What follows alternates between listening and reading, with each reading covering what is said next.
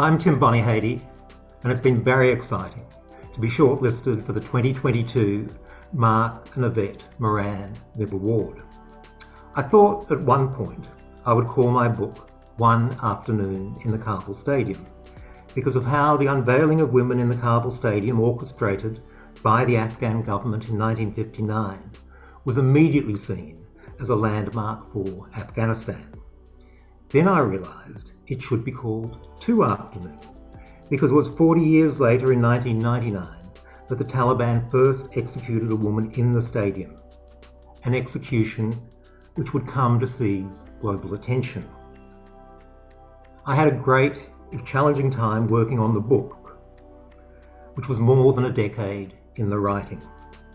There was so much to learn about Afghanistan. There was the particular challenge and novelty, perhaps not just for Afghanistan, but for any other country, of exploring Afghanistan through a big visual lens. Afghanistan is a country we need to keep thinking and reading and caring about. If you do not read my book about Afghanistan, I hope you read others. Thank you.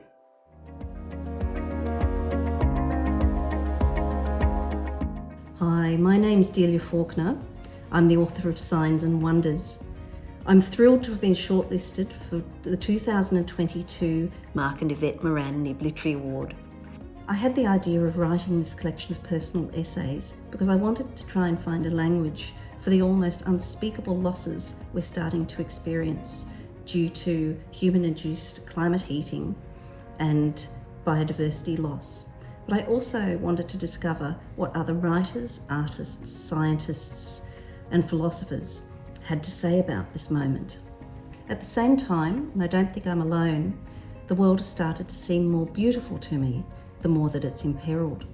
So I wanted to sit in my book with the awe and the terror and the beauty of this particular moment in time, but also to use myself, my own life, as a small measure of these almost unthinkable changes as a mother and an ordinary person living in Sydney whose life spans almost exactly the moment of greatest global change.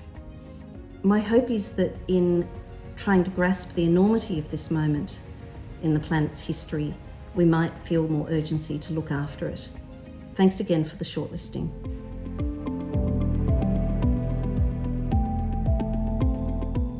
I'm Carol Major, and I am honoured and delighted to be shortlisted for the NIB Award. My book is The Asparagus Wars. It was inspired by the battle of others to keep my terminally ill daughter alive at all costs, whereas I was willing to risk her life, to take her to Paris, the city that had inspired her writing and her art. I wrote this book in France, not in Paris, but in a stone cottage in the battlefields of the Marne, where my research took me through scarred landscapes, cemeteries, and museums as I tried to make sense of the concept of war. What is won? What is lost? I hope this story eases the hearts of those facing similar challenges, and for others, allows them to reflect on the nature of certainty and what we think we can control.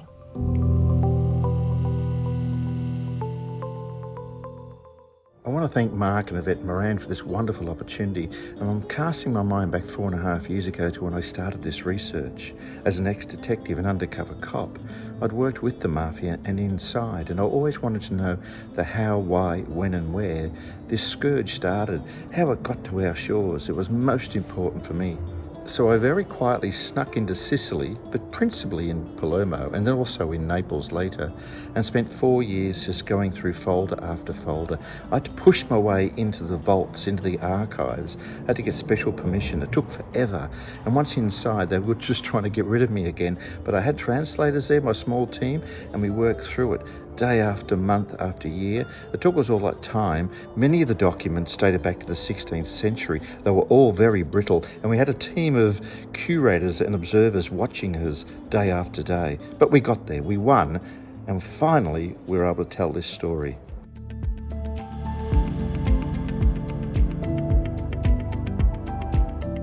Hi, my name is Dr. Rachel Menzies, and this is my colleague, co-author and father, Professor Ross Menzies, and we're the authors of Mortals: How the Fear of Death Shaped Human Society, and we're very excited to have been shortlisted for the Mark and Yvette Morin NIB Literary Award. The book Mortals was years in the making, and it covers our researchers, psychologists and clinical psychologists trying to understand human behaviour. What influences human behaviour on a daily basis, the everyday choices you make from the small to the big. And what the research has shown us over our careers, both in the laboratory and in the clinic, is that one driver above all others explains most of what humans do, and that's the unconscious fear of death. It drives religious belief and spiritual beliefs. It leads us to want to create things as humans, to leave our legacies, some of which have been grand, from the pyramids to the Sistine Chapel. But it also leads to our desire to reproduce, to have more and more children, to consume. So much of what we do is driven by the fear of death. And that's what Mortals explores. Hundreds of studies across so many areas, from theology to biology to history and anthropology. It's a big book about a big idea. We think there's something in Mortals for everyone, and we really hope that you enjoy the book.